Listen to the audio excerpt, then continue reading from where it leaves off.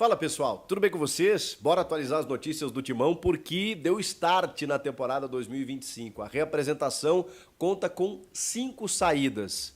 E vai chegar alguém?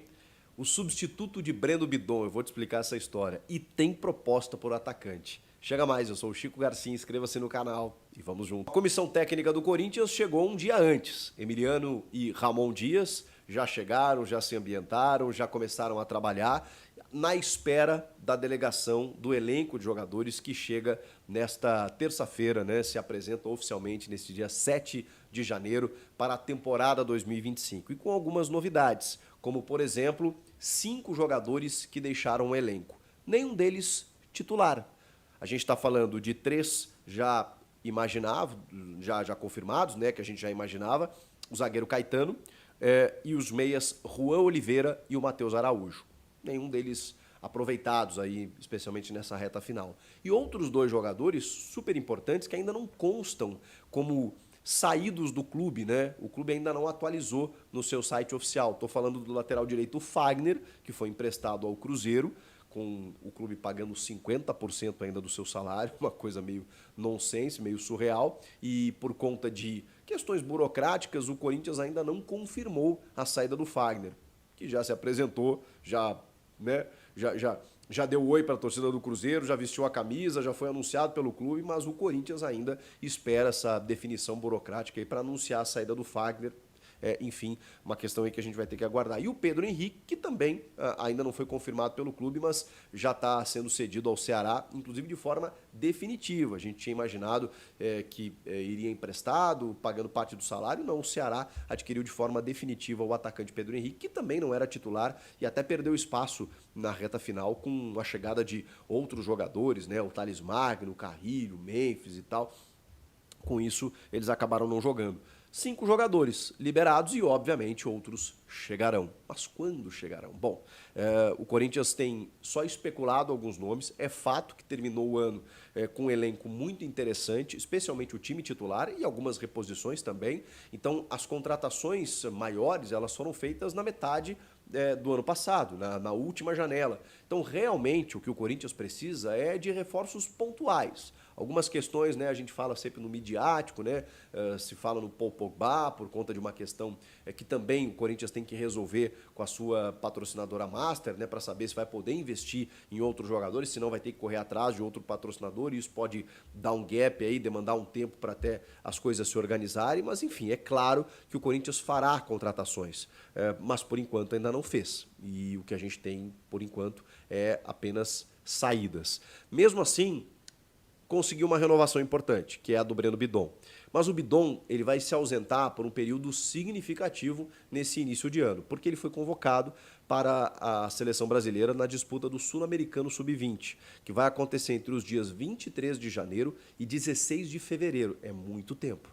Para vocês terem uma ideia, se o Brasil chega até a final, o Bidon ele se ausenta de 10 rodadas da primeira fase do Campeonato Paulista. Ou seja, ele chega para apenas a 11ª e a 12ª, no final da primeira fase do Paulistão. Ele perde completamente a primeira fase do Paulista, praticamente, né? E tem ainda a questão da pré-Libertadores, né, que acontece agora no início do mês de fevereiro, em que o Breno Bidon também não vai poder participar. Ele termina a temporada como titular da equipe e se ausenta para o Sul-Americano Sub-20.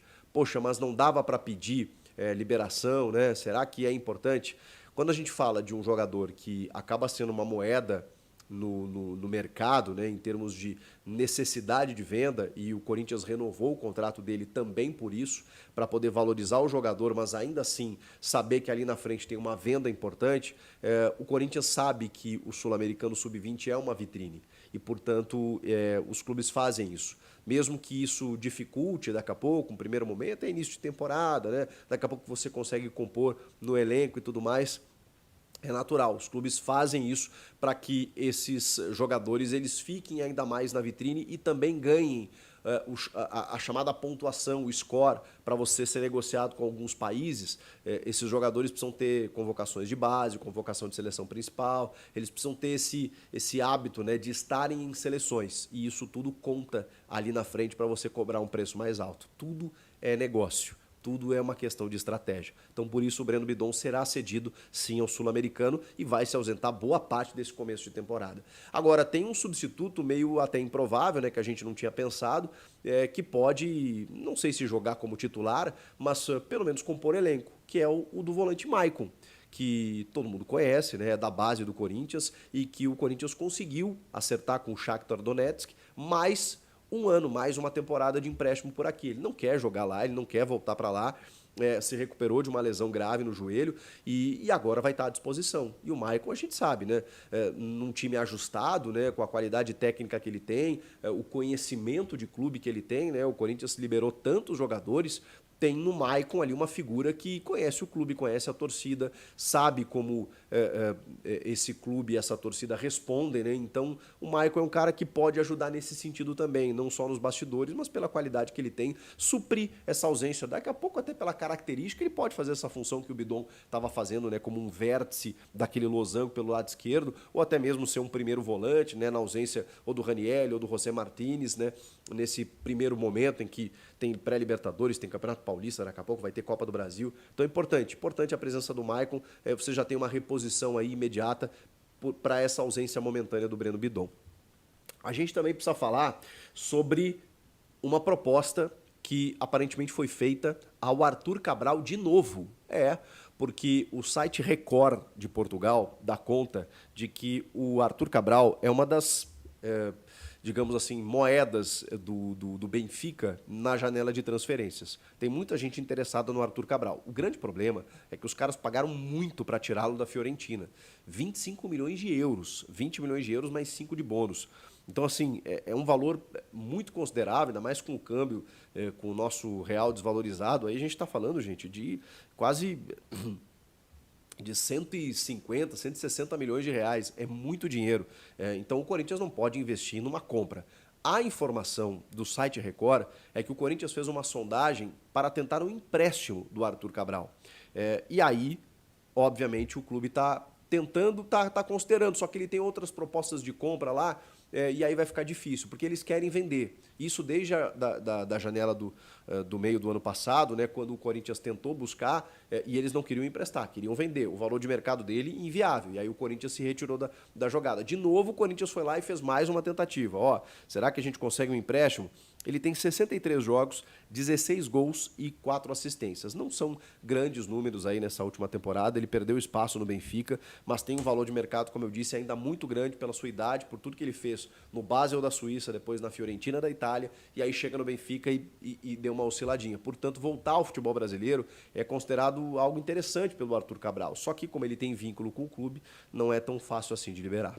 Você gostaria do Arthur Cabral com a camisa do Corinthians? Isso também me indica um movimento interessante, de que talvez o Corinthians esteja já se preparando para perder o Yuri Alberto, não sei se nessa janela, na metade do ano, e portanto tenta uma reposição, porque tendo o Pedro Raul, tendo o Memphis Depay e tendo o Yuri Alberto, você ir em busca de um centroavante, de um camisa 9, pode ser um movimento de algo que a gente não esteja enxergando nesse momento, mas a diretoria me parece estar se precavendo. O que vocês acham de tudo isso? Comentem aqui, inscreva-se no canal e eu volto na próxima.